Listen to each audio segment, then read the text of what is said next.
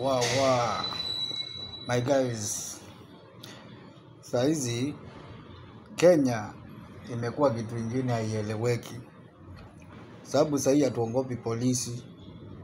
We kunywa, tembea usiku, fanya vile unafanya, pigana, fanya nini.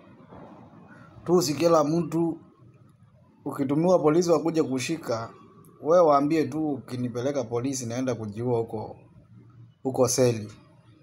Naenda kujiua seli. Wote hakuna polisi atakupeleka seli kwa sababu ukijiua imekuwa noma. Rest in peace Albert Ojwang. Damu yako iko na pilipili, si kama zile damu zingine zilikuwa zinauliwa. Imeleta change hii Kenya. Imesumbua Kenya mbaya sana. Ni kama ile damu ya Yesu ilikufa ili sisi wenyewe tuokoke.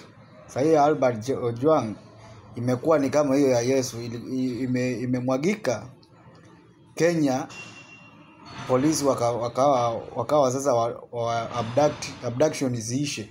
Damu yako ilibwagika kwa sababu ya abduction isisimame. Kwa hivyo Kenya imekuwa noma guys. Polisi akikushika tu wewe mwambie naenda kujiua seli. Utaona vile atakuescort hata vizuri, asiambiwe ati alionekana na wewe ndio maana umekufa kama umeumia. Albert, rest in peace.